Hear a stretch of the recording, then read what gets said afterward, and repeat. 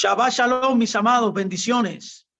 Bienvenidos y bienvenidas a esta plataforma llamada Conceptos Adecuados de Edificación, con su servidor Luis Fernando Graciano, el Ministerio CADE, que estamos más que agradecidos de que el Señor nos dé la oportunidad de poder traer palabra de Dios en este día, que podamos contribuir, por así decirlo, en su crecimiento espiritual, como cada Shabbat, como de costumbre tenemos, de predicar, de hablar, de comentar la Torá. Hoy estamos comentando una porción maravillosa llamada la Parashat Ba'et Hanan, literalmente una porción que está diagramada, por así decirlo, establecida desde Deuteronomio 3, desde el verso 23 a Deuteronomio 7, verso 11, donde podremos ver elementos importantes del discurso que está dando Moisés al pueblo, un mensaje, una reprimenda puede ser también de que recordaran las fallas que han tenido en el camino. De entre ellas, él le dice y le enseña acerca de los mandamientos. Es lo que yo quiero hablar hoy. Es por esa razón que le hemos llamado a esta meditación, este estudio de la Torá. Vamos a conocer los mandamientos a grandes rasgos, pero también vamos a ver si es profecía primero, o profecía o filosofía. ¿Es filosofía? ¿Es profecía? Vamos a ver. Así que vamos a iniciar inmediatamente dándoles las gracias y decirle a todos ustedes que esta charla de hoy estará también colocada en nuestro canal de YouTube. Si no se ha suscrito, por favor, suscríbase al canal. Vaya allá, dele la campanita. Ahí recibirá las notificaciones de cada enseñanza que colocamos semanalmente, donde colocamos 2, inclusive hasta 3 y 4 enseñanzas semanalmente. Vamos a iniciar entonces. Vamos a comenzar. Vamos a visualizar lo que la Torá nos enseña acerca de los mandamientos. Filosofía o profecía. Este es el tema de hoy. Pregunto. Comienzo con una pregunta. Y pregunto, ¿cuál fue el primer mandamiento? ¿Cuál fue el primer mandamiento? Sobre este tema, en el judaísmo hay 2 desacuerdos fascinantes. Uno fue entre uno de los más grandes pensadores del judaísmo, llamado Maimónides, que nació en el año 1135 y murió en el año 1204. Y el autor de lo que se conoce como una de las obras más magistrales dentro del judaísmo es el Halajot Gedolot, escrito en el periodo de los Geonim. Y usted se preguntará, ¿qué es esto? Bueno, el periodo de los Geonim fueron los presidentes de las grandes academias talmúdicas judías de Babilonia, de Surá, de Pumbedita y de Neardeá. Los Geonim eran generalmente aceptados como líderes espirituales de la comunidad judía en todo el mundo durante la temprana Edad Media. En contraste con el exilarca, el Rosh Galutá, que era la autoridad secular reconocida por la autoridad dominante en Babilonia. El periodo de los Geonim que mencioné ahora de Babilonia se extiende entre los años 589 al 1038 y luego del periodo también conocido como los Abeorim. El primer Gaonín fue el Gaón de Surá. Y el último fue el Gaón de Pubedita, que se llamó Ezequiel Gaón, que se dice que fue torturado y muerto aproximadamente en el año 1040, que es donde termina este periodo de los Gaonín. El término Gaón significa orgullo o esplendor en el hebreo bíblico. Y sabio, escucha bien, en el hebreo moderno. El más grande gaonita que ha existido, o gaonín, de donde toma su nombre, fue el gran rabino Sadia Gaión. Sadia Gaión, uno de los más grandes sabios de toda la historia. Escúchame bien, del pueblo de Israel. Y esto es importante yo mencionar esto, porque quizá usted no ha oído mucho de esto, pero no ha internalizado, no ha definido los conceptos. Ahora bien, volvamos a donde estamos. Hemos dicho que dentro del judaísmo, para definir el primer mandamiento, hay un desacuerdo. Y uno de ellos es Maimónides y otro es el rabino Shimon Cayará, que vivió en el siglo VIII, como dije, en el periodo de los Gaonim, que por primera vez, escuche bien, enumeró de forma sistemática los 613 mandamientos. Y el otro desacuerdo que existe está también entre Maimónides y el gran poeta y pensador llamado Yehudá Haileví, que vivió cerca de los años 1080 al 1145, que fue contemporáneo, como usted puede ver, del gran rabino Maimónides. Por eso ellos se enfrentaron y tuvieron estos desacuerdos. Entonces, en la historia del pueblo, lo que quiero decir, hay dos desacuerdos en cuanto a cuál fue el primer mandamiento.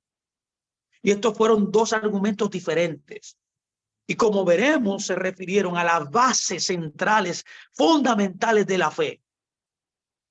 El primer desacuerdo es simplemente este.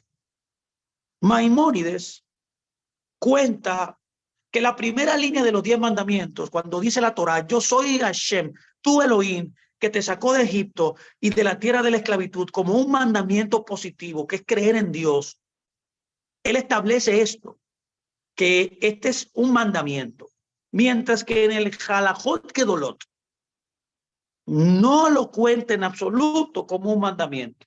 Ahora la pregunta es, ¿por qué no?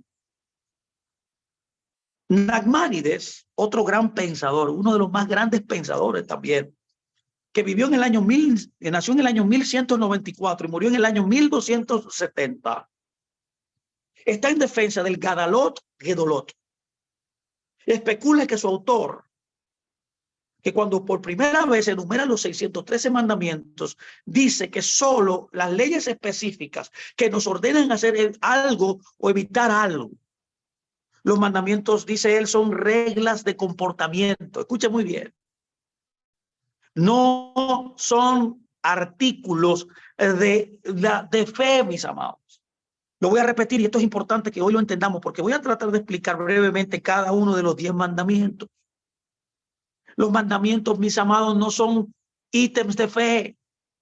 No, no es decir que yo creo en esto o yo entiendo esto o que mi perspectiva es esta. No, los mandamientos, como dice Nachmanides, son reglas de comportamiento. La fe en la existencia del Creador o de aceptar el reinado o como se dice también el yugo de los mandamientos, no son en sí un mandamiento, sino un preludio o un presupuesto a los mandamientos. Y por esa razón que Nachmanides cita el pasaje de la Mejiltá. Y usted puede decir, la conocer qué es poder explicarle esto a grandes rasgos, porque existe mucha Mejiltá. Mejiltá, permítame, estamos en vivo. La Mejiltá, como se le conoce, son escritos judíos o es un concepto judío que proviene de una palabra aramea que significa regla, significa medida, que es un término analógico a la midá, utilizado también con el significado de reglamento, ¿vio? Al respecto de cómo interpretar los principios bíblicos. Y esto es lo que se conoce como la Mejiltá. Es por esa razón que hoy, al mencionar cómo Nachmanides menciona en la Mejiltá, porque él escribió una Mejiltá, él dice, no tendrás otros dioses fuera de mí. Y él dice en su comentario, ¿por qué dice esto? Y él responde, porque dice, yo soy Hashem tu Dios. Y esto es para explicar de una parábola. Usando la parábola, como es natural y como es normal dentro del mundo judío de enseñar en Agadá, es un término midrásico, los conceptos bíblicos. Él cuenta que un rey de carne y hueso entra en una provincia y sus siervos le dicen, emite decretos para el pueblo. Sin embargo, El rey le responde, escuche, no, cuando ellos acepten mi soberanía, yo emitiré decretos, porque si no aceptan mi soberanía, ¿cómo van a cumplir mis decretos?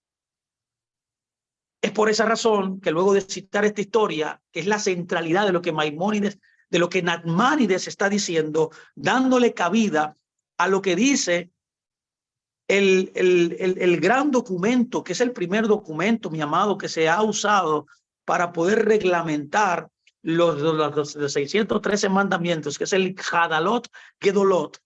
Nachmanides,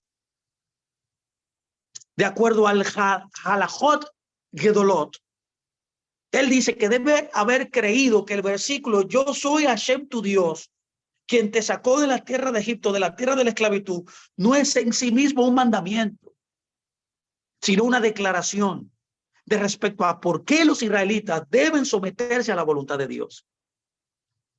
Él los había, por así decirlo, rescatado, liberado y llevado a un lugar de salvación. El primer versículo entonces en el Decálogo no es una ley, sino una declaración de un hecho, de una razón por la cual los israelitas, o sea, una representación de todos nosotros, mis amados, debían aceptar la soberanía de Dios. Entonces, conforme a lo que dice el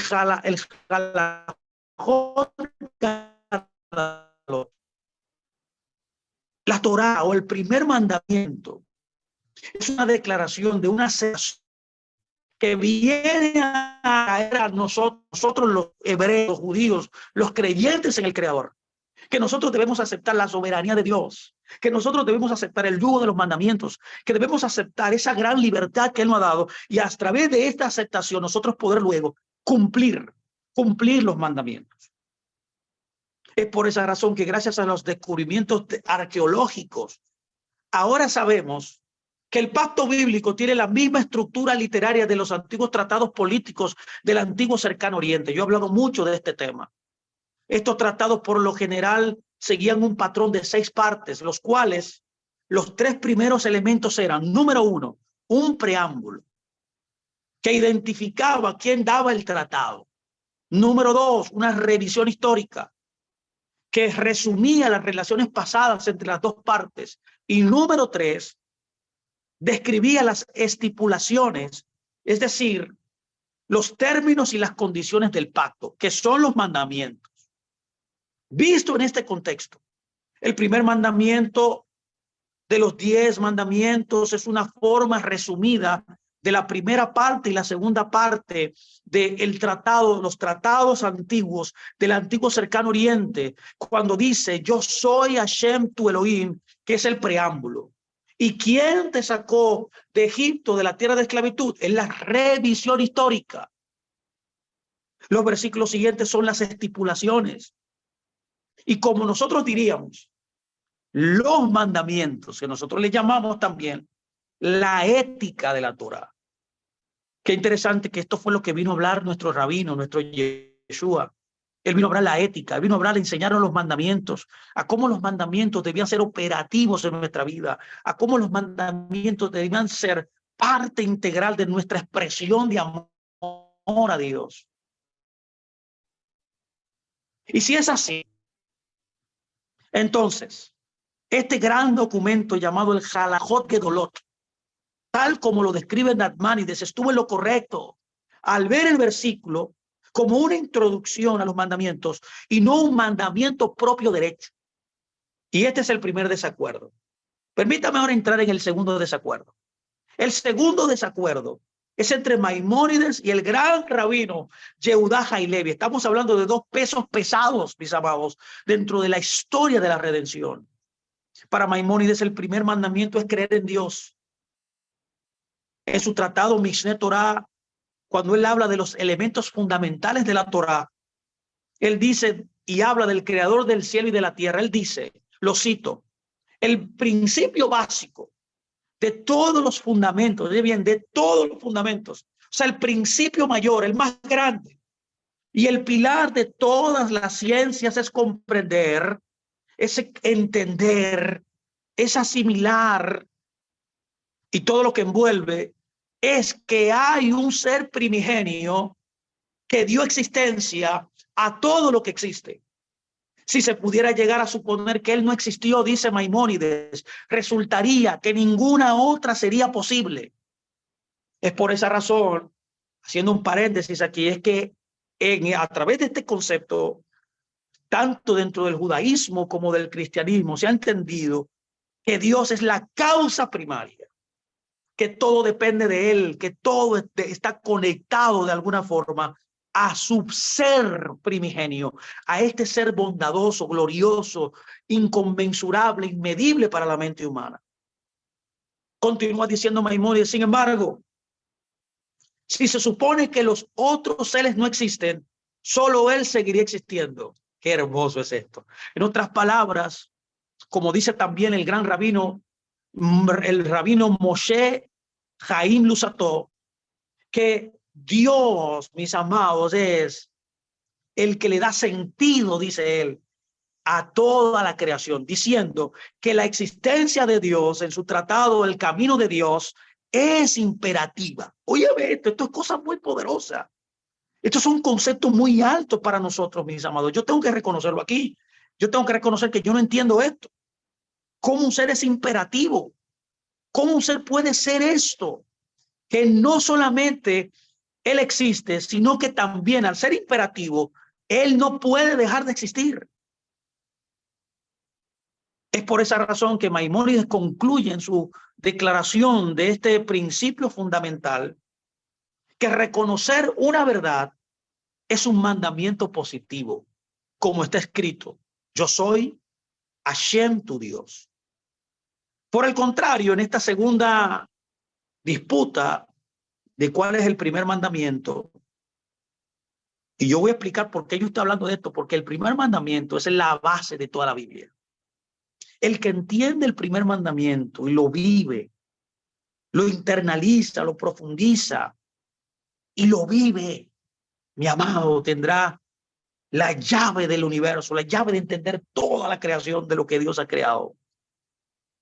Por el otro lado, en esta disputa, la segunda que estoy tratando de poner a su consideración en esta introducción, es el del rabino Yehudá Haileví, que no está de acuerdo con Maimónides. Haileví no solo fue uno de los más grandes poetas medievales contemporáneo a Maimónides, sino que él también escribió una de las obras maestras de la teología del judaísmo, que se llama el Kuzari. Esta obra se presenta como un diálogo entre un rabino y el rey de los házaros. Es por esa razón que debo describir qué es esto. Históricamente, los házaros eran un pueblo turco que vivió entre los siglos 7 y 9, gobernado sobre un área considerable entre el Mar Negro y el Mar Caspio, incluyendo el sur de Rusia, el norte del Cáucaso y el oriente de Ucrania y el occidente de Kazajistán y el norte de Uzbekistán. Allí vivían, en esta localidad, comerciantes y refugiados judíos. Y en el año 838, el rey Bulán de los házaros se convierte al judaísmo. Luego de haber sostenido, como dice la historia, supuestamente un debate, oye bien, un debate, él vino al convencimiento de que el judaísmo era la religión original. Cuando él vino a tener conversaciones, debates con representantes de la fe judía, de la fe cristiana y la fe musulmana. Qué interesante que todas estas religiones, todas vienen fundamentadas, son religiones como se le llaman religiones abrahámicas. El escritor árabe Dimanshi escribió que los házaros, al encontrar la fe judía, dice, la hallaron mejor que la propia y la aceptaron, dice él. Qué tremendo es esto. Entonces Hazaria se convirtió tanto espiritual como geográficamente en una tercera fuerza independiente entre el califato musulmán y el imperio cristiano bizantino. Luego de una conversación, el pueblo házaro usó nombres judíos, habló y escribió en hebreo, y fueron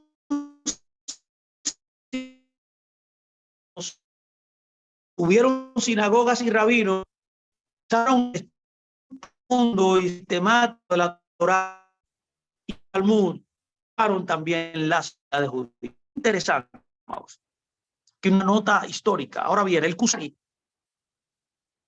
este gran documento extraordinario del rabino Haileví, es el relato de esta historia por parte de Haileví, de Yehudá Haileví, presentado en la forma de una conversación imaginaria entre el rey y un rabino que condujo a su conversión. Haileví nos presenta en este maravilloso estudio un retrato diametralmente opuesto al relato de Maimónides. Para él, el judaísmo no es filosófico, sino contrafilosófico. Póngame atención, esto es importante. Lo voy a repetir. Para Haileví, el judaísmo no es filosofía, sino que es un tratado o una expresión de vida contrafilosófica. No se trata de conceptos abstractos, no se trata de conceptos aislados, de subjetividades humanas, no estas. Lo voy a repetir, el judaísmo se trata no de experiencias abstractas, místicas, sino que se trata de elementos prácticos de la vida de un ser humano. El sabor de la esclavitud, la sensación de libertad, la comprensión de un pueblo de que Dios había escuchado su clamor y que lo había libertado. El Dios de la Biblia, el Dios de Abraham, Isaac y Jacob, no es el Dios de Aristóteles, no es el Dios de Platón, no es el Dios no es el Dios de los grandes pensadores históricos de Grecia. Los profetas no eran filósofos. Abraham no era filósofo, Abraham era un profeta. Yeshua era un profeta, nuestro rabino, no un filósofo. Los filósofos encontraron a Dios en la física y en la metafísica, pero los profetas encontraron a Dios en la historia. El Dios de la Biblia es el Dios de la historia, el Dios del día a día, el Dios del tiempo y el espacio de un pueblo que era esclavo y fue libertado, que vivió opresiones, que vivió desacuerdos, que vivió una vida dura. Es por esa razón, por tanto, de cómo el rabino Haileví explica su fe al rey de los Házaros. Lo voy a citar. Voy a citar el Tratado Kusari 1:11.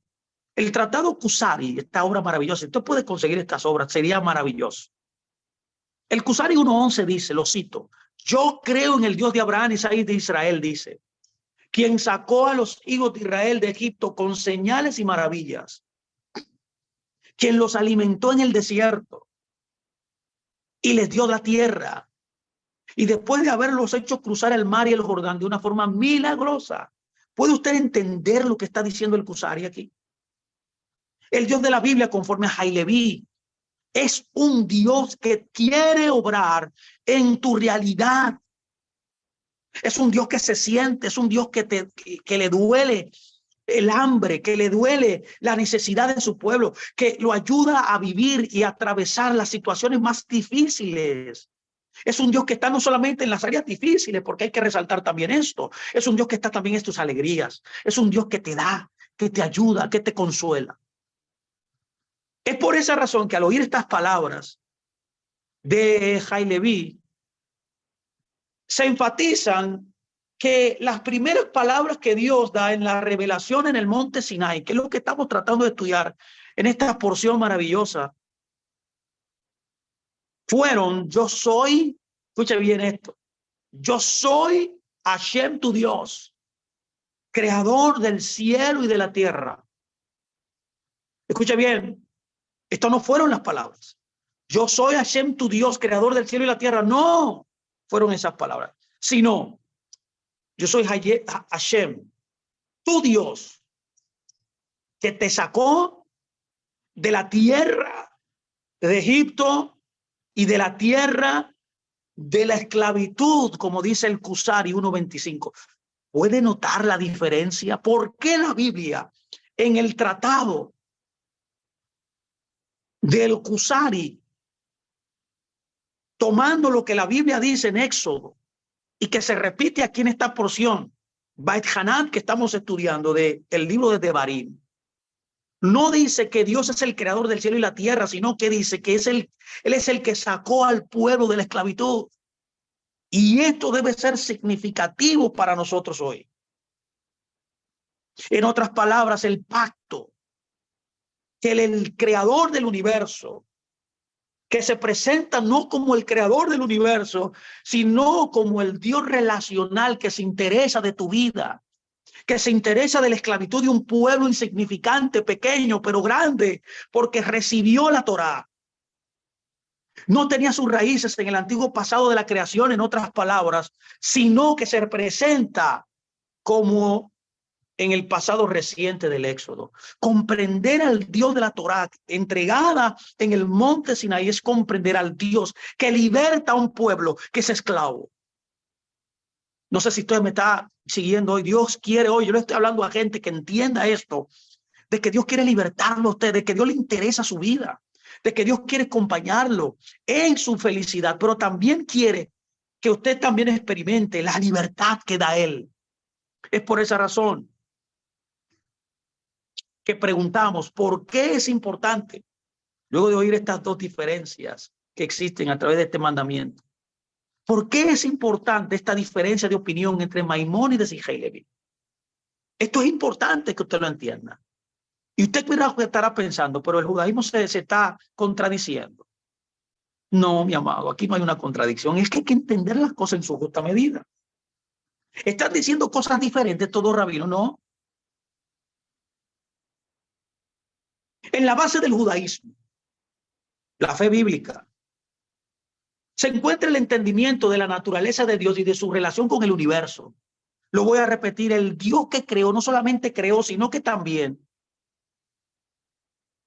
ese Dios tiene una relación con su creación. O sea, en otras palabras, para que me entienda, la creación a Dios le importa. Usted le importa a Dios.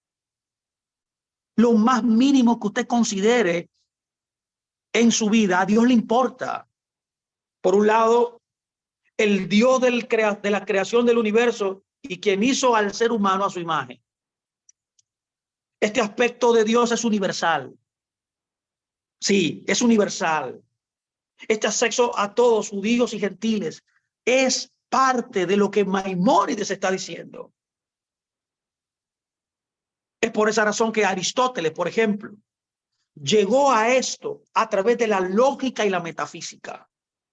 Para él, Dios era el primer motor que puso en acción, por así decirlo, el universo. Hoy muchas personas llegan a la misma conclusión. Muchas personas en el mundo llegan a la misma conclusión al ver la naturaleza. Llegan a través de lo que se conoce como la ciencia. El universo está demasiado sincronizado para que pueda emerger la vida por casualidad o por el azar. Algunos llegan a esto no a través de la lógica o de la ciencia, sino a través de un simple sentido de asombro y de maravilla. ¿Cómo puede ser posible que un árbol sea asunto de azar, no? O cómo el universo, las estrellas y los planetas están sincronizados de una manera perfecta. Esto no puede ser parte del azar. Y lo místico, como dice un gran pensador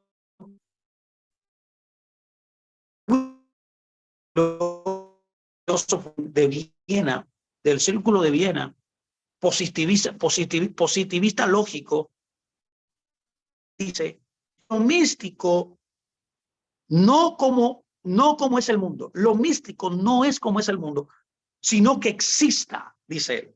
O sea, tomando en referencia este aspecto de que muchos llegan a través del asombro, a través de la maravilla, del entendimiento de la realidad. Que este aspecto de Dios en nuestros círculos de Torah se le llama Torah Elohim. Torah Elohim. Pero hay un aspecto diferente de Dios que predomina en la mayor parte del Antiguo Testamento, el Tanakh, vamos a llamarle. Este es el Dios tal como Él está involucrado en el destino de su familia, en el destino de su nación, los hijos de Israel que somos todos nosotros. Lo voy a repetir, Dios está involucrado en tu vida, en mi vida. Él quiere saber de ti, Él se interesa por ti. En otras palabras, Él intervino y seguirá interviniendo en la historia. Él hizo con ellos un pacto sumamente específico en el monte Sinai, diferente al pacto más general que hizo con Noé, que fue un pacto universal con la naturaleza y con toda la creación, con toda la humanidad después del diluvio. El pacto noágico, por así decirlo, es un pacto simple, vamos a llamarle un pacto general que involucra a la humanidad. El pacto en el Sinaí es totalmente distinto. Hay un contraste importante aquí. Este pacto es sumamente articulado, cubriendo prácticamente todos los aspectos de la vida humana. Este aspecto de Dios es señalado por el uso del nombre de 4 letras, Yud, Yud, Hei, Bad, Hei, que tradicionalmente sustituimos con la palabra Hashem. Maimónides, en otras palabras, el filósofo, enfatizó lo universal. Usted ve, ese es el aspecto metafísico del judaísmo y la existencia eterna e incambiable, inconmensurable del Creador. En cambio, Yehuda Hailevi, hermoso, el gran poeta, más sintonizado con lo particular y la dimensión profética del judaísmo, enfatizó el rol del Eterno en el drama histórico de su pueblo que somos todos nosotros. Usted ve que no hay contradicción aquí, que solamente hay que investigar un poco y poder poner todo en su contexto para entender las expresiones de estos grandes pensadores. Maimónides, que fue el mayor filósofo y experto de la halajá en la Edad Media, recogido en su libro maravilloso, el Mishneh Torah. Yo le exhorto a que lea este libro, al igual que lea el Halajot Gedolot, al igual que pueda conseguir el Kusari también. Todas estas obras que hemos mencionado aquí, para que siga mandamientos en todas las premisas, dimensiones, como hemos visto en esta charla de hoy. Es por esa razón que es imposible evitar la conclusión de que, por lo menos aquí, en el Hadalot Gedolot y del rabino Yehuda Hailevi estuvieron más cerca. Tenemos que reconocerlo del sentido llano del texto, del sentido peshá. Incluso podemos aprender una lección importante hoy aquí, y es que el más grande pensador, llamado Maimónides, no tenía razón todo el tiempo. Wow, esto es importantísimo que usted lo sepa, ya que nosotros no tenemos la razón todo el tiempo. Sí, Maimónides, que ha sido la mente más aventajada dentro del judaísmo, no tiene la razón aquí. Imagínense nosotros. Por esa razón, la fe bíblica basada en la Torá sigue siendo una conversación compuesta con muchas voces. Es una religión, una fe dinámica, mi amado, evolutiva, en el buen sentido de la palabra, que va creciendo en entendimiento progresivamente, como el hombre va también desarrollando sus capacidades, no solamente físicas, no solamente intelectuales, no solamente mentales, sino también espirituales. Hay voces que hay que escuchar, hay que visualizar y hay que internalizar. Nadie tiene el mercado de la verdad, en otras palabras, cada una con su propio entendimiento sobre las bases, sobre las inflexiones, sobre las abstracciones infinitas, plurimarcadas de la palabra divina. Diciendo esta introducción, permítame ahora traer alguna reflexión de los mandamientos. ¿Cuál es el primer mandamiento? Parece una pregunta extraña, pero lo que nosotros tenemos por experiencia, no lo es. Porque tanto judíos como cristianos le dan respuestas distintas a esta pregunta. La razón es que lo que conocemos como los 10 mandamientos en el idioma original son las 10 palabras. Y como en el hebreo o la lengua original usaremos el primer mandamiento, la primera frase con la cual las dos religiones están de acuerdo, y es la siguiente: yo soy el Señor tu Dios, que te sacó de la tierra de Egipto, la casa de esclavitud. Esto es lo primero que debes conocer. ¿Qué refleja estas verdades que tenemos aquí del Edén? Número 1, afirma que Dios es quien da los mandamientos. O sea, en otras palabras, que hay una autoridad sobre ti, que no es Maimónides, que no es Kusari, que no es Aileví, que no es Moisés, que no es ningún ser humano, es Dios quien la da. Segundo, Dios es quien te libertó de la esclavitud. Y una vez más, ningún ser humano, nadie lo hizo sino Dios. Tú eres responsabilidad, en otras palabras, de Dios. Por lo tanto, tú tienes una obligación hacia Él, en otras palabras. ¿Y cuál es esa obligación? Que vivas tu vida honrando los otros 9 mandamientos que siguen.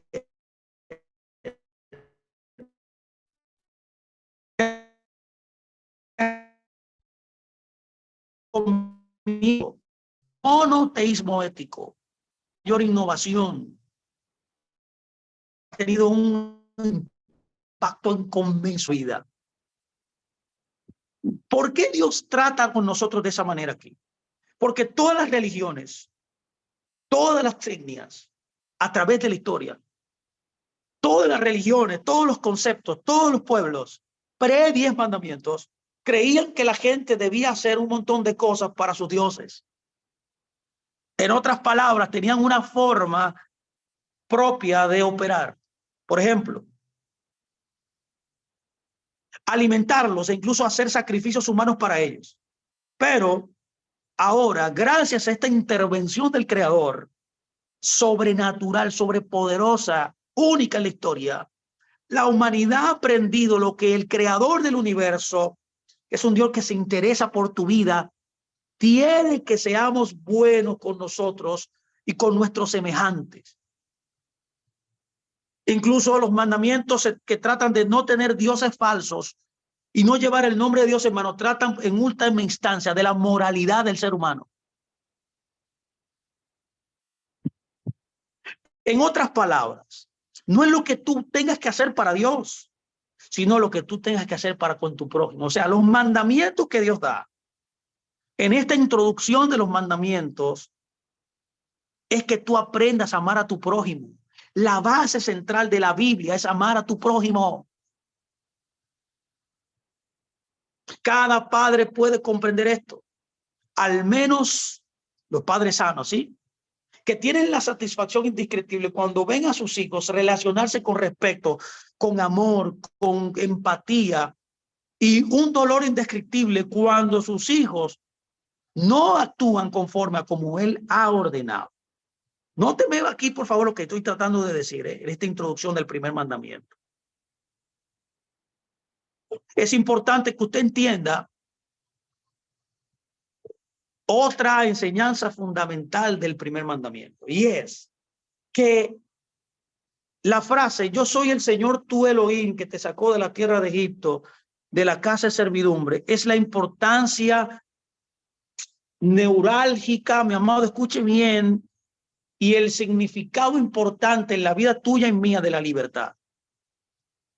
Es por eso que yo estoy en contra del comunismo, es por eso que estoy en contra de la libertad, de la no libertad de expresión, es por eso que estoy en contra de cualquier opresión, ya sea política, social, mental, laboral, cualquier elemento esclavista, represivo contra ti, no viene de Dios. El primer mandamiento, o la carátula de este mandamiento, el prólogo de esta expresión maravillosa de los mandamientos, es la libertad. Es importante que usted entienda Es por esa razón que cuando Dios dice y declara que Él nos sacó a nosotros, a los hijos de Israel, que somos todos nosotros, de la esclavitud, y lo que está tratando de decir es que los llevo a la libertad. Los llevo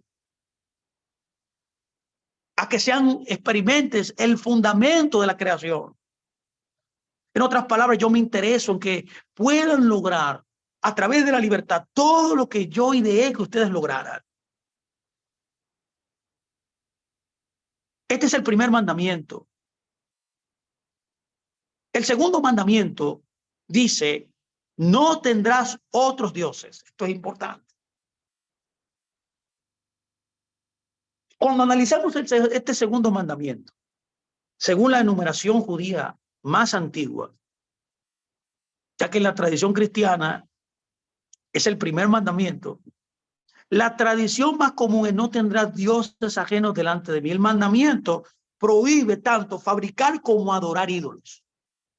La mayoría de la gente piensa que este mandamiento solo se refiere a prohibir el culto a ídolos o a los dioses como a antiguos dioses paganos, como los dioses de la lluvia, los dioses de la fertilidad. Todos son los dioses de la naturaleza y los dioses principales como Júpiter en Roma y como el griego Zeus. Sin embargo, hay un problema muy grande al entender así este mandamiento, ya que, mis amados, nadie hoy día da culto a esos dioses.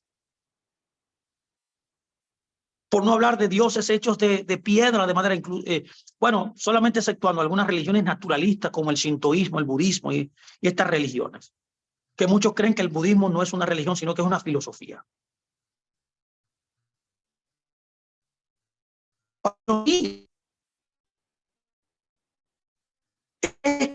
De este mandamiento para la vida moderna, sino que de muchas maneras es el padre de todos los demás mandamientos. Escuche muy bien, ¿eh? En otras palabras, este es el mandamiento más importante para la conciencia humana. Ahora pregunto, ¿por qué es tan relevante hoy este mandamiento? Porque hoy tenemos por lo menos tantos dioses falsos como los antiguos. ¿Y por qué este mandamiento es el padre de los demás mandamientos? Mire, ¿por qué? Porque es identificado. Y si identificamos los dioses falsos y evitamos darle culto, eliminaremos una de las mayores barreras para un mundo bueno, que son los falsos dioses. Ahora, debemos definir qué es un falso dios. La clave del monoteísmo ético bíblico es que hay un solo Dios y que solo este Dios es el creador, y no solamente el creador, es el libertador también de un pueblo. Escúcheme muy bien, solamente existe un Dios. Es el creador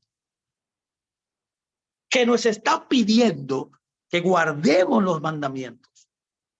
¿Por qué? Porque este creador, este libertador nos dice que guardemos los mandamientos. Si no existen más dioses, es porque hay una tendencia humana de crear dioses. En otras palabras, el pecado de idolatría es un pecado de la mente humana. Ahora, ¿por qué? ¿Por qué? Primero, porque un único Dios significa una sola raza humana, una sola humanidad.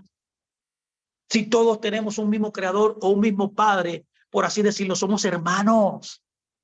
¿Qué es tener un solo Dios? Es que somos un solo pueblo y somos hermanos. No somos enemigos. No somos contrarios. Lo segundo es que tener el mismo padre también significa que no hay personas o grupos que sean intrínsecamente más valiosas que otras. En otras palabras, por eso es la frase de que Dios no tiene acepción de personas. ¿La ha oído alguna vez? Dios no tiene acepción de personas. ¿Por qué? Porque solamente hay un solo Dios. Para él solamente existe un solo pueblo. Pablo lo dijo en una ocasión cuando dijo de una sola sangre, Dios hizo a todos los pueblos. Cuando se le dio culto, cuando se le da culto a otra cosa, el resultado son las maldades que vemos. No solo si hablamos cosas que pueden evidentemente generar un mal, como el culto al poder, o a la raza, o al dinero, o a la bandera. sino incluso cosas que casi siempre se ven como hermosas, como el arte, como la educación e incluso el amor. Si cualquiera de estas cosas maravillosas que Dios ha creado, cuando se idolatran, pueden llevar a resultados terribles. Por ejemplo, el arte. Muchos de los personajes más crueles de la historia amaban el arte y la música. Pero como amantes de la música, he aprendido el triste hecho de que la música magistral puede ser usada tanto para inspirar como para también hacer el mal. No sé si ustedes han visto una película llamada, yo creo que se llama La Naranja Mecánica, que fue hecha por un gran cineasta llamado Stanley Kubrick. Ahí en esa película, él retrata el mal más grande, cómo personas abusan de otras, poniendo una música maravillosa, una música extraordinaria. Con la educación también pasa algo parecido. Todos podemos reconocer la importancia de la educación, desde preparar a la gente para conseguir un buen trabajo hasta poder entender el mundo, pero la educación por sí sola, separada de los grandes fines de Dios y la bondad, pueden llevar, a muchas personas, muchas veces, a grandes males. Prácticamente la mayoría de los que vivimos en el occidente dieron apoyo a genocidas como Stalin, a genocidas como Mao, tanto en Rusia como en la China, que tenían estas personas una gran educación superior. No hay nada malo en tener un PhD, un doctorado, que garantice a una persona que sea más sabia, misericordiosa y más ética que alguien que no tiene, por ejemplo, que es bachiller, por ejemplo. Lo mismo aplica con el amor. El amor, por supuesto, es tan hermoso tantas veces, pero también puede conllevar un mal. Hay mucha gente que pone el amor por encima de la verdad. Hay mucha gente que ha puesto el amor por encima de la bondad de Dios.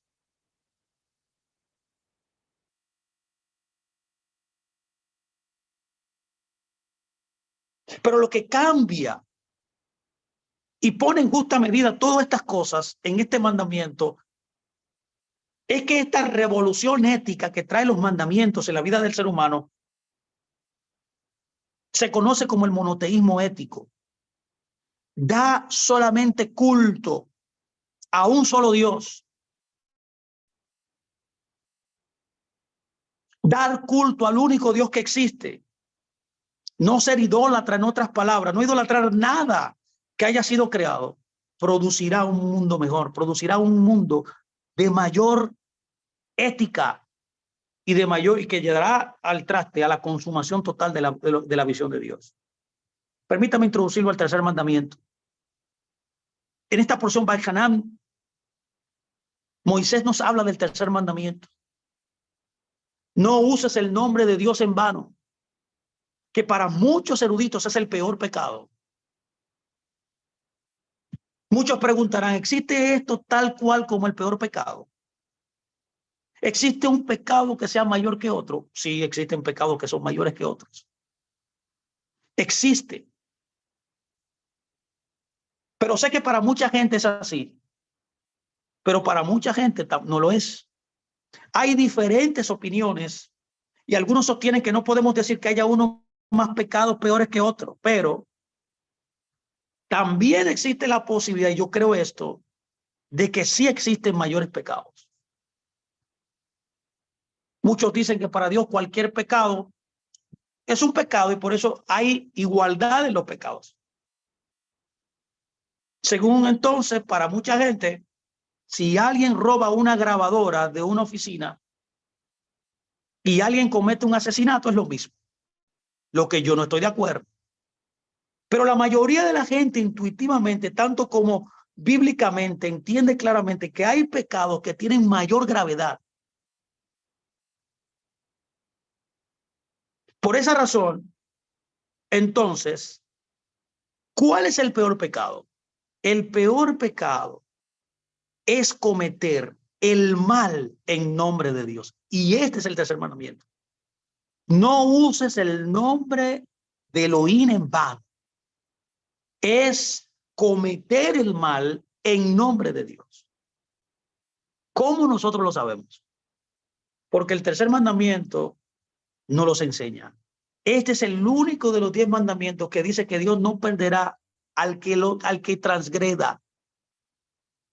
¿Qué dice exactamente el mandamiento? Comúnmente se suele decir, como no tomes el nombre del Señor en vano, porque el Señor no te considerará inocente, es decir, no perdonará a quien tome su nombre en vano. La mayoría entiende, como es comprensible, que el mandamiento, deme un minutito, por favor, estamos en vivo aquí,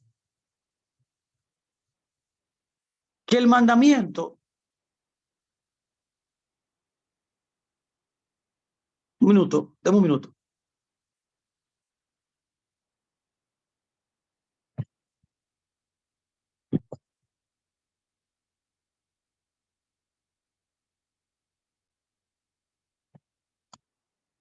Un minutito. Estoy buscando algo que no lo quiero pasar por alto.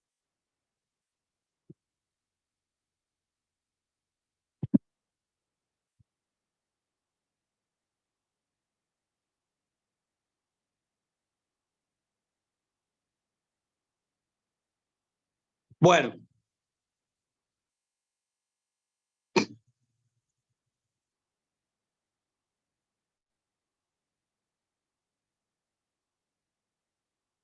aquí lo tengo, ya lo tengo, gracias a Dios. Ok, discúlpeme, pero tenía que buscar algo.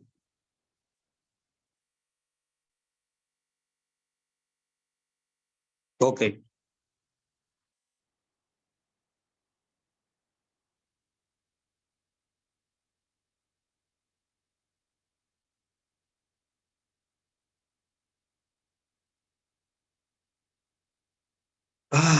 Un minutito. Ya, ahora sí.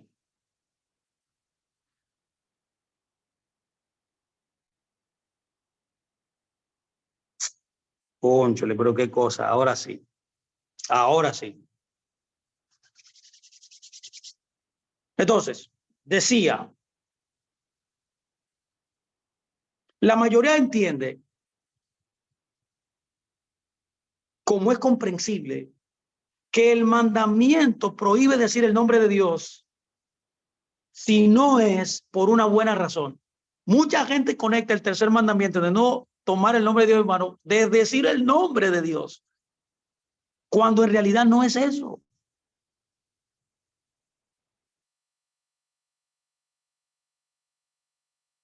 La interpretación genuina es hacer el mal en nombre de Dios. En otras palabras, y esto significa que mientras que Dios podría perdonar la transgresión de cualquier otro mandamiento, como deshonrar a los padres, robar, adulterar o incluso cometer un asesinato, nunca perdonaría a alguien que dijera Dios. O como enseña mucha gente, que si tú no dices el nombre correcto del creador o de Jesús o de Yeshua, tú estás mal. No, eso no es lo que dice ahí. No llevarás, no tomarás el nombre de tu hermano, es hacer el mal en nombre de él. No es mencionar su nombre o decir su nombre, o Jehová, o Adonai, o Yahweh. No, no es nada de eso. Es que tú, siendo un hijo de Dios, cometas en su nombre acciones malvadas, transgrediendo su autoridad. El hebreo original dice literalmente, no llevarás, o sea, no portarás. O sea, cuando te conduzcas en la vida, debes vivir basado en lo que tu Dios te enseña, en la ética del pacto. Eso es lo que está tratando de decir este mandamiento. No está diciendo no expreses el nombre de Dios correctamente, sino vive la vida como debería vivirla un hijo de Dios. O sea, pórtate correctamente. Tú estás cargando, llevando el nombre de tu Dios. Esto es usar el nombre de Dios en vano. Significa cometer el mal en nombre de Dios. ¿Por qué el nombre de Dios? Bajo la autoridad que te gobierna. Y eso Dios no lo perdonará, señores. ¿Por qué no? Cuando una persona no es religiosa hace el mal, no lleva a Dios y a la religión a descrédito. Pero cuando alguien que supuestamente dice ser creyente comete el mal, específicamente en el nombre de Dios, como lo hacen los musulmanes, que matan en nombre de Dios, no solamente están haciendo el mal, están haciendo un daño terrible en denigrar el nombre, la reputación del Dios que dicen que ellos sirven. Por eso Yeshua dijo, el que invoca mi nombre, por eso se lo dice Juan, perdón, dice, el que invoque el nombre del Señor debe vivir como él vivió.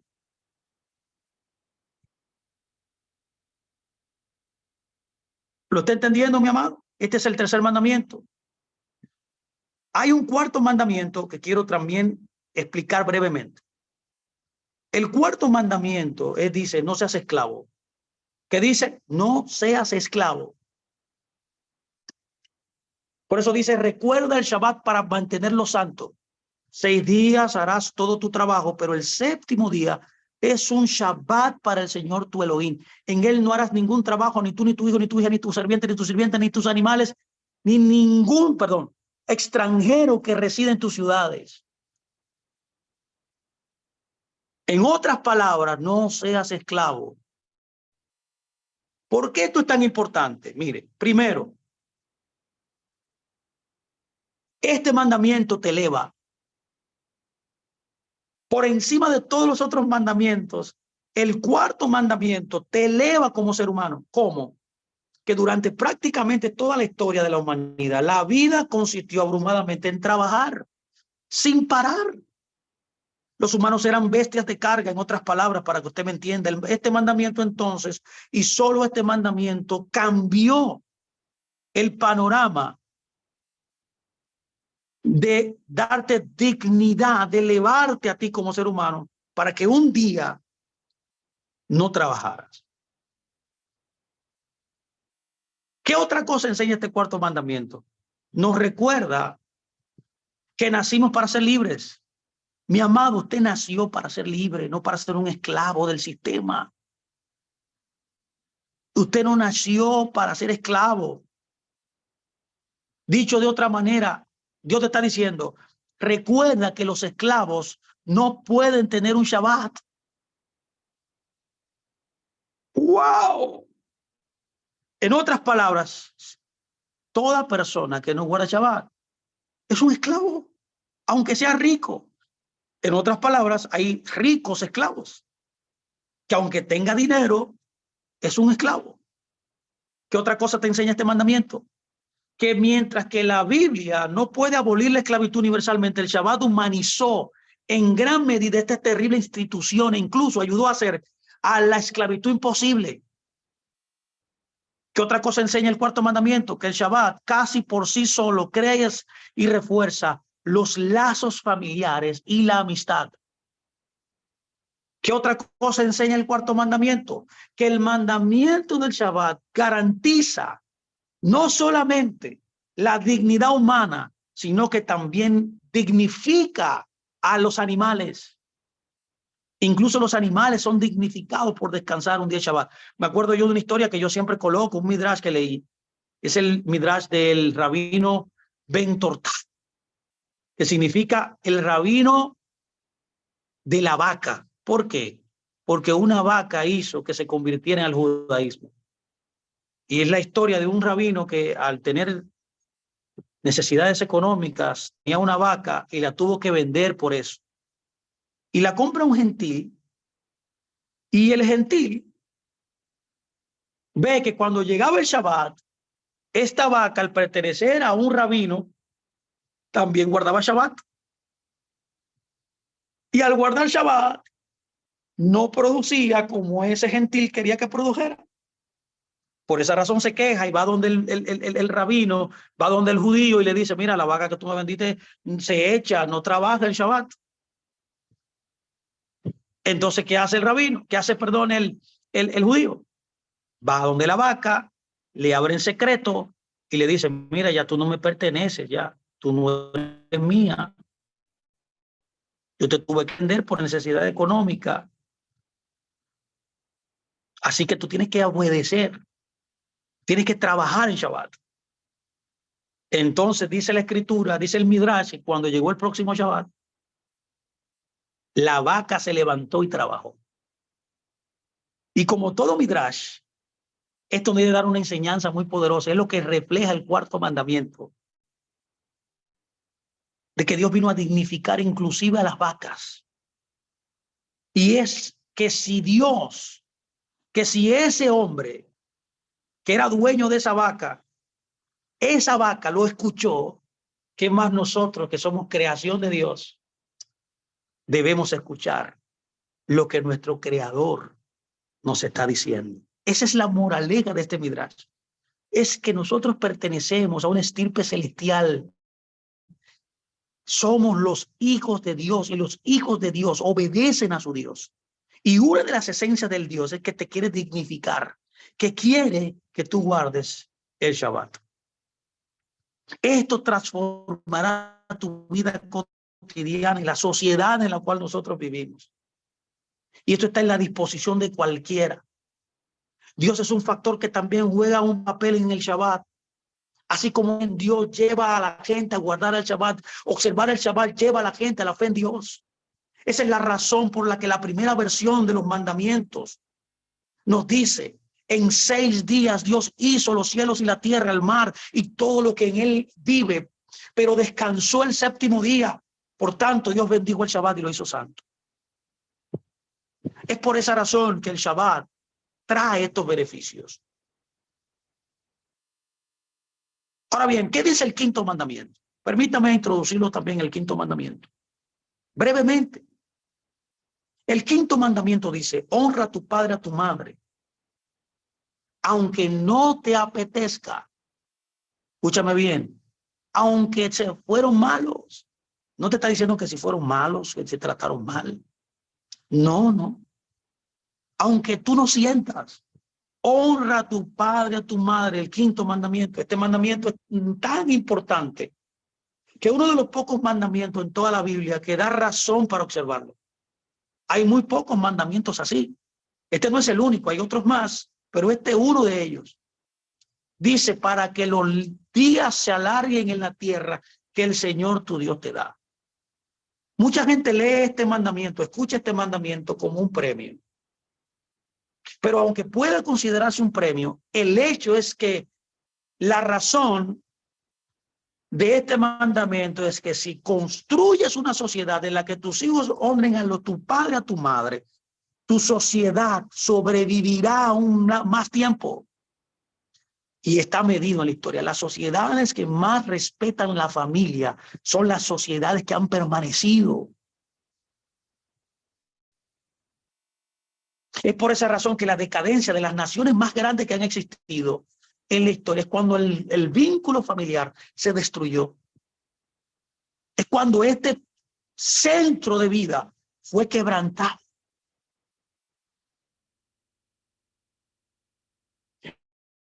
El 5º mandamiento preserva la civilización. Amar, honrar a tu padre, tanto psicológicamente como emocionalmente, como prácticamente, producirá una sociedad más duradera y más sólida. Ahora bien, yo pregunto, ¿por qué es importante entonces honrar a los padres?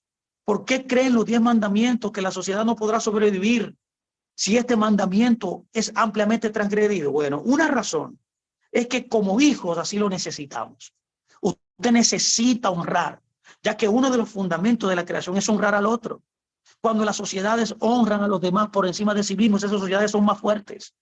Los padres pueden querer ser honrados y deberían quererlo, pero los hijos, ya que esto es un mandamiento para los hijos, no para los padres, necesitan honrar a sus padres. Un padre, una madre que no son honrados son especialmente, esencialmente colegas adultos de sus hijos. Son amigos de ellos. No hay una diferencia. No son padres, en otras palabras.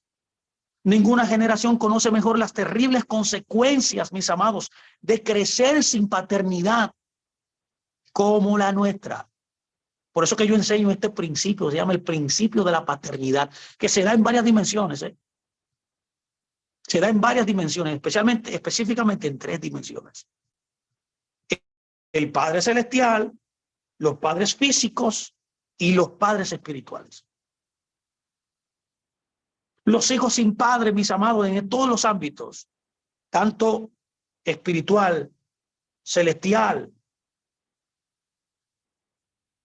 son más frágiles y más susceptibles a cometer actos que transgredan y destruyen la civilización.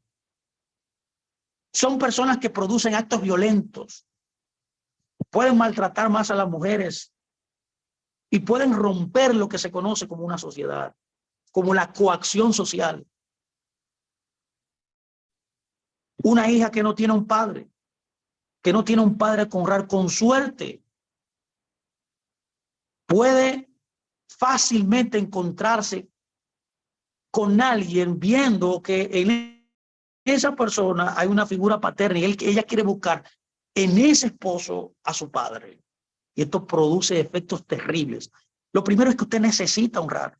Lo segundo es que honrar a los padres es prácticamente como todos nosotros llegamos a reconocer que hay una autoridad moral en nuestra vida por encima de nosotros. Que tenemos que darle cuenta y que debemos actuar basado en la moral de ese Dios, de esa autoridad que es Dios. Sin esto no podemos crear y mantener una sociedad normal, mis amados. No podremos sostener una sociedad moral, ética, como Dios quiere, de principios sólidos, de leyes bien establecidas. En otras palabras, hay una autoridad final, autónoma, superior, única, que es Dios, que es representativa de nuestros padres. Por eso es muy difícil llegar a honrar a Dios sin haber honrado a tu padre. Hay mucha gente en las raíces hebreas y en la fe que tienen un hándicap de honrar tanto a sus padres físicos, perdón, a Dios y a sus padres espirituales, porque nunca tuvieron un modelo de honrar tampoco a un padre físico. De manera que necesitamos que nuestras sociedades puedan experimentar, nuestros círculos religiosos puedan experimentar este mandamiento. El 6º mandamiento, escúchame bien por favor, es el siguiente, es no asesinarás. No asesinarás. No dice no matarás, ¿eh? El original dice no asesinarás. Ahora bien, ¿por qué esto es importante saberlo? ¿Por qué es importante saber que la Biblia dice no matarás, no dice no matarás, sino dice no asesinarás? Porque tanto en hebreo como en castellano tienen 2 palabras distintas para expresar cómo quitar la vida, que uno es matar y otro es asesinar. La diferencia entre las 2 expresiones es enorme. Matar significa, número 1, quitar una vida, bien sea de un ser humano o un animal. Número 2, quitar una vida humana deliberadamente o por accidente. Número 3, matar significa quitar una vida humana legal o ilegalmente, moral o inmoralmente. Eso es matar, ¿eh? Ahora bien, por otro lado, permítame colocar esto mejor, asesinar es otra cosa. Asesinar es tomar una vida humana ilegalmente e inmoralmente. Por esa razón es que decimos, maté un mosquito. Yo no digo asesiné un mosquito. Por eso también diríamos, el trabajador murió por un accidente. No decimos, el trabajador fue accidentalmente asesinado. No decimos así. ¿Ve la diferencia? Ahora, ¿qué es lo que está tratando de enseñarnos la Biblia?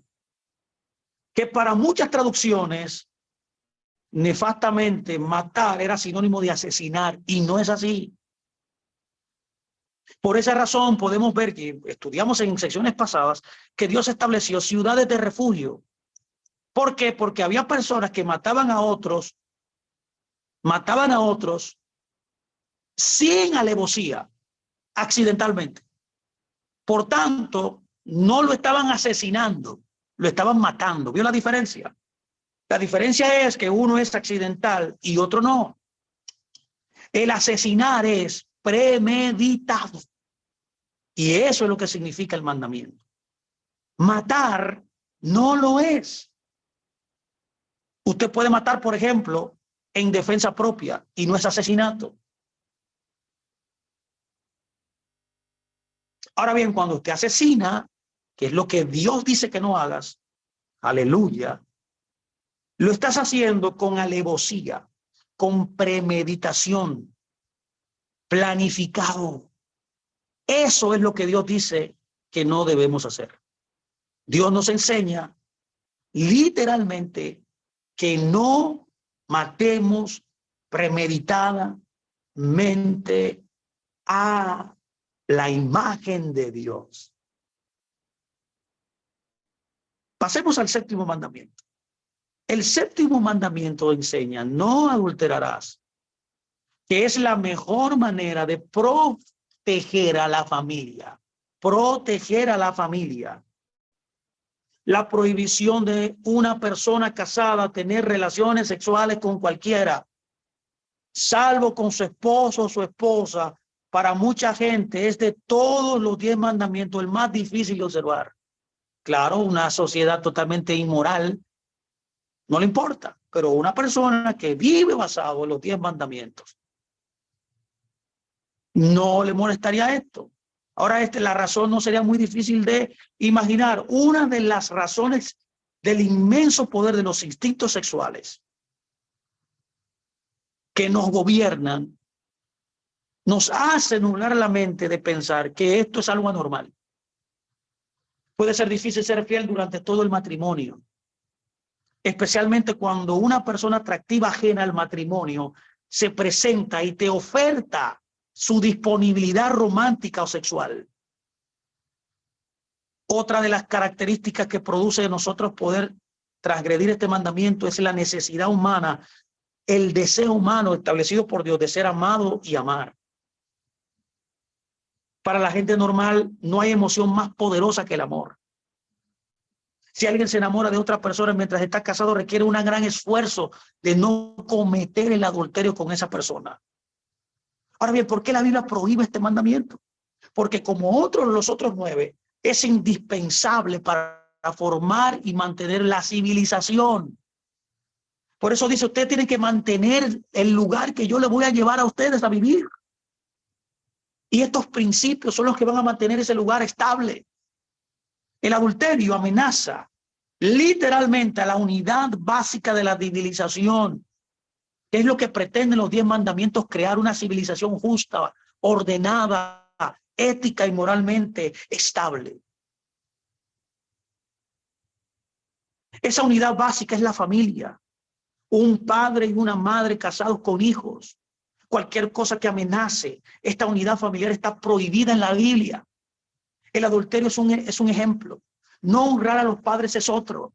La prohibición de inyectar cualquier tipo de sexualidad a la unidad familiar, incesto, por ejemplo, es otro tercer ejemplo. Ahora, pregunto, y cualquiera de ustedes se pregunta, ¿por qué es tan importante la familia? Porque sin la familia, la estabilidad social es imposible, mis amados. Porque sin ella pasar los valores sociales, el convenio que Dios tiene con nosotros de generación en generación es imposible. Porque el compromiso con la esposa e hijos nos hace más responsables y nos hace más maduros a los varones. Porque más que cualquier otra cosa, la familia suple las necesidades, tanto emocionales como materiales, de toda la humanidad, pero más especialmente de la mayoría de las mujeres. Yo pregunto también por qué el adulterio es una amenaza para la familia. La razón es obvia, mis amados. Es que tener sexo, genitalidad, con otra persona fuera de la pareja puede evidentemente hacer que uno o dos, los esposos, abandonen el matrimonio.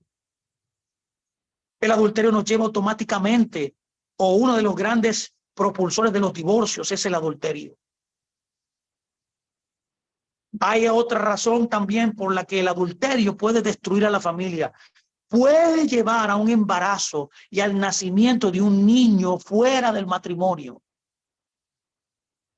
¿Por qué esto es nefasto? Porque un niño prácticamente fuera del matrimonio empezará su vida sin una familia. Es decir, sin un padre y una madre unidos en matrimonio, que es el plan de Dios. Por esa razón el adulterio es nefasto. Es por esa razón que si el adulterio no destruye la familia, prácticamente siempre hace un daño terrible al matrimonio. Aparte del crecimiento de traición y pérdida de confianza que trae esta vida fraudulenta, cuando un esposo o una esposa tienen relaciones sexuales con otra persona, sus pensamientos están constantemente centrados en el triángulo amoroso, o sea, en la tercera persona y en cómo engañar a su pareja. Te convierte en una persona engañadora, en una persona falta de confianza, en una persona mentirosa, que es un mandamiento también. Es una vida de engaño que trae el adulterio, que necesita inevitablemente y que trae inevitablemente un daño al matrimonio, que es el plan de Dios para preservar la familia de él. ¿Cuál es el octavo mandamiento? Bueno, el octavo mandamiento dice, no robarás.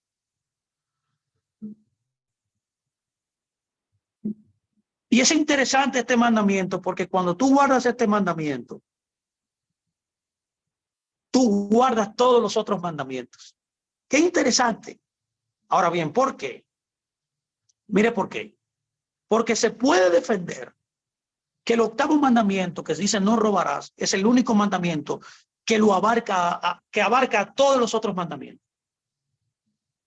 Usted quizás puede preguntar, ¿cómo puede ser que no robar, siendo solo un mandamiento, puede abarcar todos los demás mandamientos? Bueno, permítame explicarle.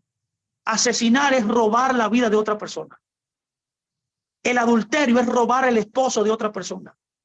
El codiciar, que vamos ahora a comentar brevemente, es el deseo de robar lo que le pertenece a otro.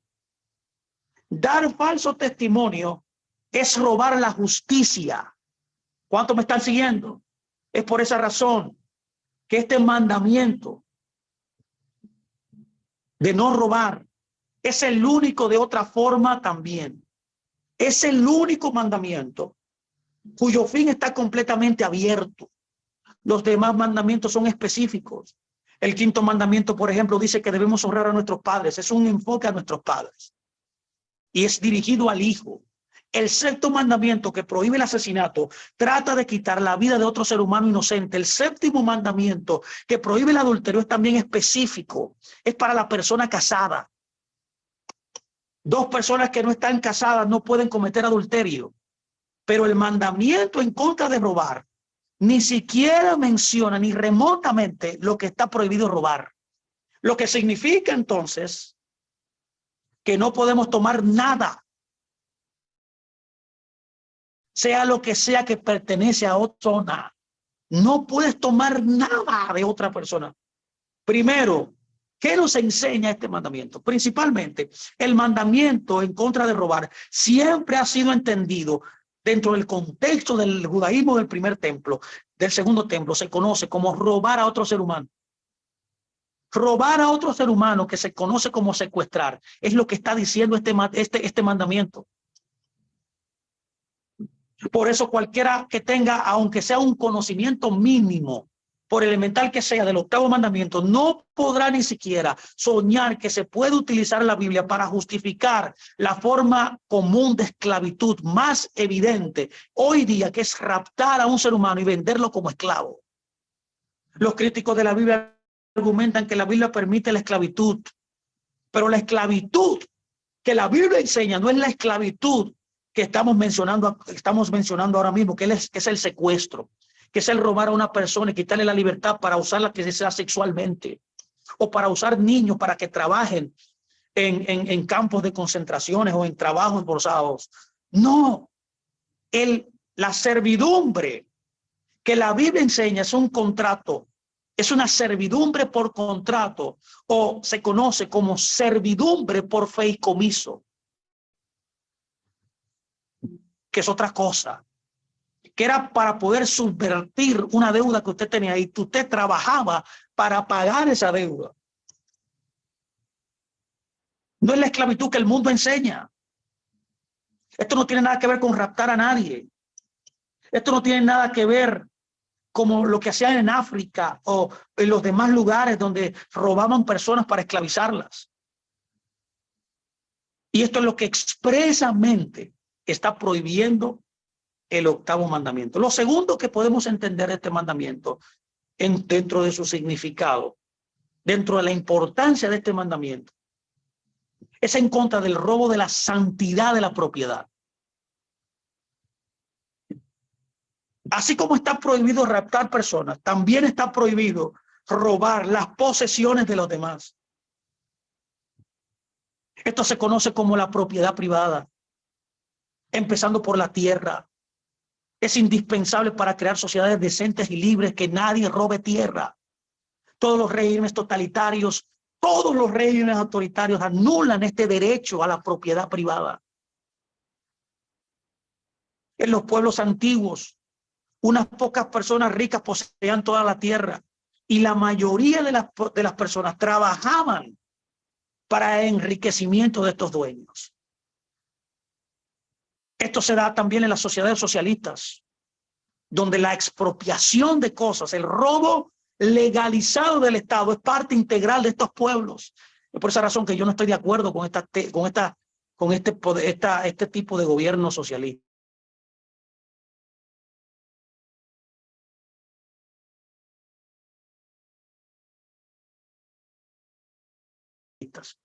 Tarde entendimiento de este mandamiento. El tercer entendimiento del tercer mandamiento es que tiene un significado importantísimo, es en contra del robo, que trata acerca de todas las cosas no materiales que posee una persona. Por ejemplo, usted no puede robarle a nadie la reputación. Usted no puede robarle a nadie la dignidad. Usted no puede tampoco robarle la confianza a nadie. Pero tampoco usted puede robar la propiedad intelectual de las personas. Esto está prohibido aquí. Veamos estos puntos rápidamente. La reputación. Usted no puede robar el buen nombre de alguien.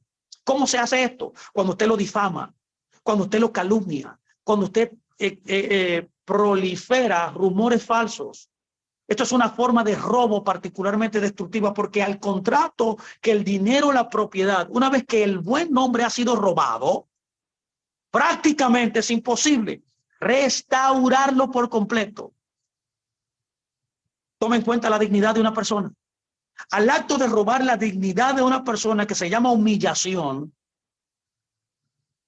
esto está prohibido. Humillar a una persona específicamente en público puede hacer un daño permanente a lo que se llama el bien más preciado que nosotros tenemos, que es nuestra dignidad. Cuando Dios creó al ser humano, lo primero que le dio fue la dignidad. Por tanto, todo el mundo es digno delante de Dios. En otras palabras, usted es importante para Dios. ¿Qué tal la confianza? Robar la confianza de alguien se conoce como engañar a alguien. De hecho, el término hebreo para engañar a alguien tiene que ver con el robar el conocimiento. Se traduce así. Un ejemplo de engaño es engañar a otra persona para que compre algo sin contarle los posibles defectos de lo que usted le está vendiendo.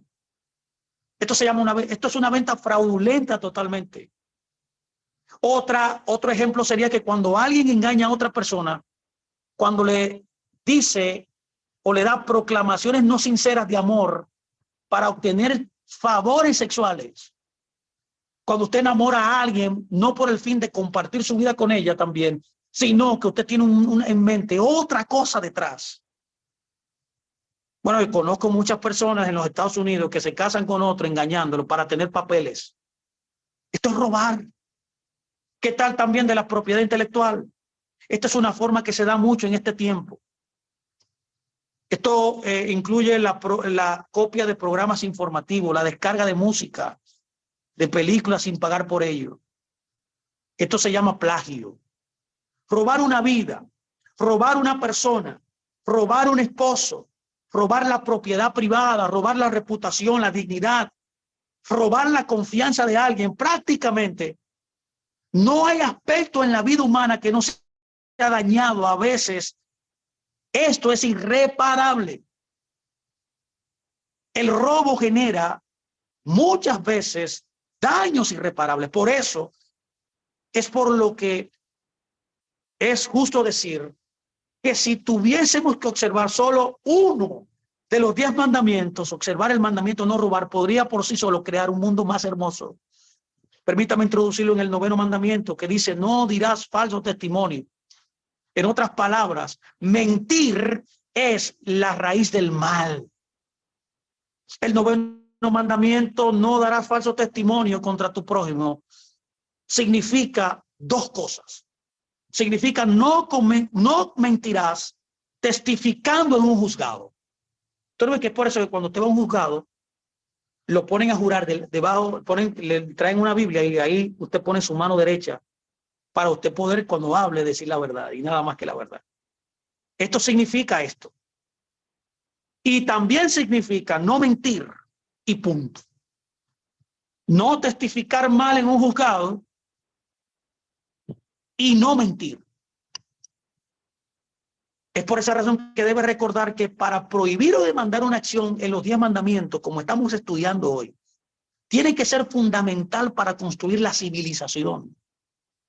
Por importante que haya sido montar un burro cuando los 10 mandamientos fueron dados para que no contienen ningún mandamiento de montar un burro con responsabilidad, para que me entienda. Cualquier sociedad podrá sobrevivir a sus malos conductores de burros, pero no puede sobrevivir si desprecia la verdad, bien sea por dentro o bien sea por fuera del juzgado. Si se testifica falsamente en el juzgado, no puede haber justicia. Y si ni siquiera la esperanza de justicia, sin esperanza de justicia, una sociedad no puede sobrevivir, no puede haber civilización.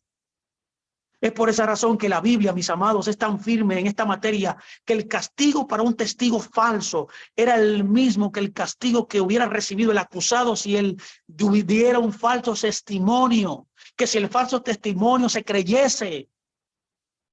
Es por esa razón que usted no puede hablar la mentira, no puede predicar algo que sea mentira. Por eso el predicar la palabra, el enseñar la palabra es algo importante. En el caso de que el crimen pudiese ser castigado con la muerte, por lo tanto, el falso testimonio era susceptible de ser condenado a la muerte. Pero este mandamiento, mis amados, no solo se radica en las cortes de justicia, sino que claramente lo que quiere enseñar es que nosotros debemos defender la verdad. Por eso la Biblia dice literalmente que el fundamento del reino de los cielos es la verdad y la justicia. De eso trata este mandamiento. Tanto Ibn Ezra, por ejemplo, comentarista del siglo XII, y también como los grandes estudiosos del siglo XX, entre ellos Bernard Shaw de la Universidad de Yale, están de acuerdo en que este mandamiento se refiere a decir la verdad en general. El 9º mandamiento defiende la verdad. Muchos de los valores de nuestras sociedades dependen de la verdad. Y yo creo que es uno de los más importantes. La bondad y la compasión pueden ser los más importantes valores en el micro, en el ámbito personal, pero en el ámbito macro de un pueblo, de una sociedad, la verdad es mucho más importante que la compasión y la benevolencia. Es por esa razón que Dios nos prohíbe hablar la mentira. Y quiero terminar esta charla de hoy hablando del último mandamiento, y es no codiciar, que tiene que ver con el pensamiento que tú y yo debemos tener. Tú ves cómo los 10 mandamientos recogen la vida práctica, como hablamos en la introducción, la expresión práctica de un pueblo que le pertenece al Creador, que vino a ser el ejemplo del mundo, la sal, la luz de la tierra, que no tiene que ver con nada místico, ni nada ni aspectos concretos o subjetivos de una existencia, sino que tiene que ver con elementos prácticos de lo que hago diariamente. El 10º mandamiento es no codiciarás, tiene que ver con el pensamiento. En los 10 mandamientos, el 6º mandamiento, el 8º y el 9º mandamiento prohíben acciones malas. Son acciones que prohíben acciones concretas. Asesinar, adulterar y robar, y también el perjurio. Después viene el mandamiento que prohíbe precisamente la raíz que lleva al asesinato. El adulterio, el robar y el perjurio. ¿Cuál es la raíz de robar, de adulterar, de asesinar? La raíz es el último mandamiento. La raíz, la esencia, por así decirlo, el alma de los mandamientos es codiciar. No codiciarás nada de lo que pertenece a otro, ni sus esposas, ni su casa, ni sus sirvientes, ni sus animales, ni nada que le pertenezca. Para poder entender este mandamiento, entonces, y su significado único, lo primero que hay que entender es que es el único de los 10 mandamientos que legisla el pensamiento. Puede verlo aquí, los mandamientos, los 10 mandamientos, legislan los pensamientos de las personas, las acciones de las personas y lo que habla la persona. ¿Qué es esto? Todo lo que usted es. Los 10 mandamientos son la expresión de lo que usted es. Todos los demás legislan el comportamiento, lo que habla, ¿vio? Pero este legisla lo que piensa. Es por esa razón, y de hecho,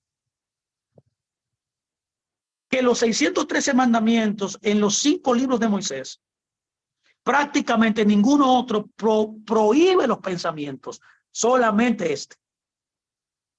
¿Qué fue lo que pasó con Adán? ¿Por qué él accionó? Adán y Eva comieron del árbol? Porque codiciaron. Fue un problema en su mente. Produjo algo en su mente, intervino su mente, o su mente fue intervenida, y ellos hicieron la acción. Entonces la raíz,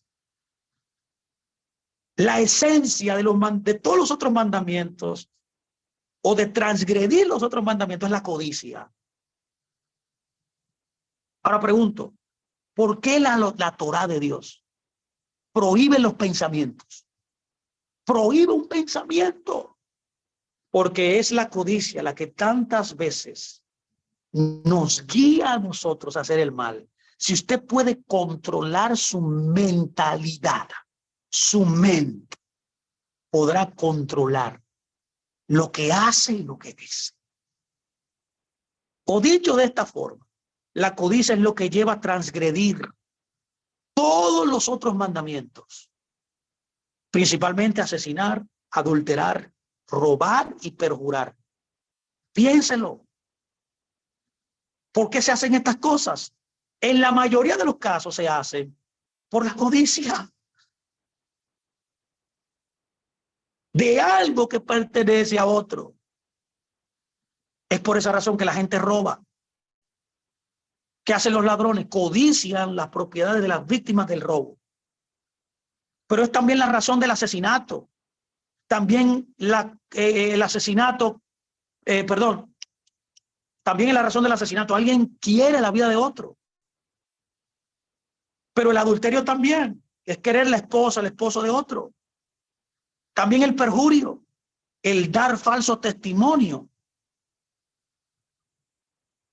¿Qué es lo que hace el falso testimonio? Que encubre todos los crímenes anteriores causados por la codicia.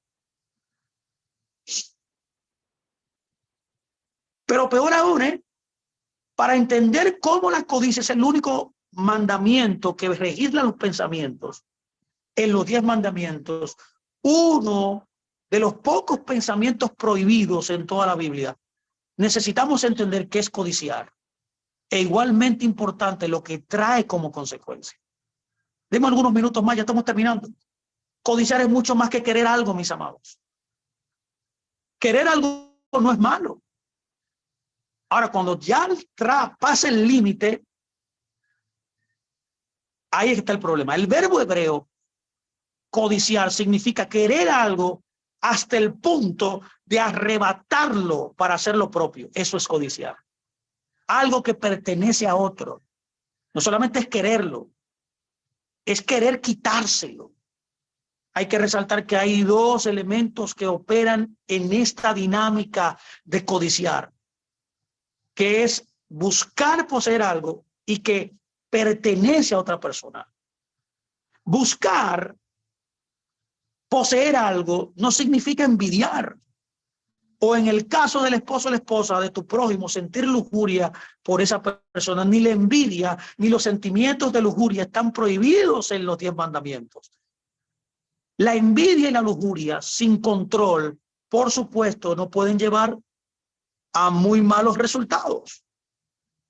También son malos psicológicamente, emocionalmente destructivos, pero ninguno de estos pensamientos están prohibidos en los 10 mandamientos. Ahora, ¿por qué? ¿Por qué? Porque no son los mismos que la codicia. Es la codicia lo que casi inevitablemente puede llevar al robo, al adulterio, a veces hasta el asesinato.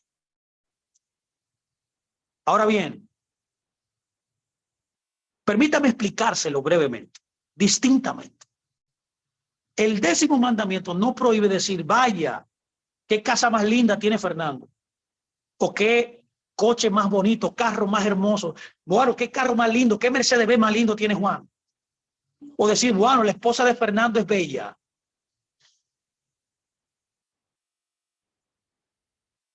No es malo decir, wow, ojalá yo tenga una casa así, ojalá yo tenga un esposo así, ojalá yo tenga una casa así. Esto no es malo. Ahora, puede llegar a ser destructivo, pero también puede llegar a ser constructivo, porque usted puede motivarse a alcanzar eso por su propio esfuerzo. Eso lo estimulará a usted a trabajar fuerte para mejorar su vida, obtener esa casa, ese carro, ser mejor persona y buscar una esposa y construir un matrimonio correcto. Pero solo cuando tú quieres y buscas tener esa posesión, esa casa, ese coche, ese carro, ese esposo que pertenece a otro y quitárselo, ahí está el mal. Por lo tanto, permítame terminar. Los 10 mandamientos que acabamos de describir hoy no son principios que están fuera de este mundo. Son principios de una sociedad libre, de un pueblo libre, que fue llamado a vivir en libertad. El que guarda la Torá es libre. Nadie más es libre. La única expresión de libertad es guardar los mandamientos. Si ustedes han visto la película llamada Los 10 Mandamientos, que generalmente se ve en Semana Santa, en una de sus frases, cuando Charlton Heston, que es el que representa a Moisés en esa película, me impresiona lo que dice cuando él baja con las tablas de la Torá en la mano. Él dice, esta es su libertad, dice él. Es lo mismo que quiero decirle a ustedes, la libertad humana se refleja en vivir los mandamientos de Dios. Es por esa razón que los 10 mandamientos son parte de la experiencia próxima humana en la tierra. No son quimeras, no son sueños, no son expresiones abstractas de una vida religiosa. Son la expresión de un pueblo libre que experimenta en sus acciones, comenzando desde sus pensamientos de no codiciar, a sus labios de no dar falso testimonio, de no hacer la shonará, a construir acciones concretas, de no adulterar, de no robar, de no secuestrar, de no asesinar, de solamente tener un solo Dios. En su vida personal, en todo lo que respecta a todo lo que hace, que permeará su existencia en esta tierra, que es una vida que se siente, que se vive, que se experimenta concretamente y que producirá en sus vidas, como estamos estudiando en esta porción Baal Hanan, que son normas básicas para tener una vida feliz. Por eso dice, feliz el hombre, bendito el hombre que guarda los mandamientos.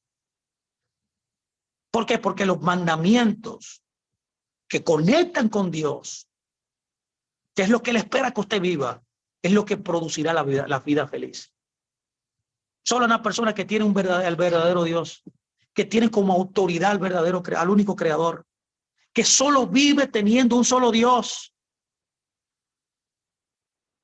que no roba, que no adultera, que guarda el Shabbat, que preserva a su familia, que no idolatra, que no hurta, que no adultera, que no roba, que preserva la verdad, que cuida la verdad, que la defiende y la vive, que no codicia nada del otro, será feliz. ¿Quiere ser feliz? ¿Quiere experimentar el bien, el bienestar en la vida? Solamente obedecer la palabra de Dios producirá ese efecto. Lo que pertenece a otro, lo que no nos pertenece, nosotros no debemos quererlo. Lo que le pertenece a otro es sacrosanto. Lo que Dios nos ha dado es lo que importa, porque Él está con nosotros para alcanzar lo mejor. Es por esa razón que debemos perseguir estos mandamientos.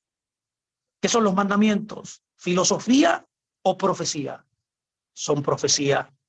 Es la más alta profecía, ya que la profecía tiene que ver con enseñanza, con verdad, con asimilar un estilo de vida bien puntual, que dé gloria al Creador, que es nuestra autoridad, que fue el que nos libertó. Los mandamientos tienen que ver con un pueblo que ha sido libertado, que estaba enclaustrado en un mundo totalmente contrario a Dios y que ha sido libertado para que pueda vivir y experimentar la verdadera vida. La vida se siente, la vida es práctica y la vida tiene que ver con lo que hacemos cada día, con lo que pensamos y con lo que decimos. Espero que este tiempo le haya bendecido, mi amado. Gracias por estar conmigo, así que les deseo un gran Shabbat Shalom. Estaremos el próximo Shabbat estudiando la próxima porción y espero tenerle conmigo. Así que me despido. Un abrazo a todos ustedes. Shabbat Shalom.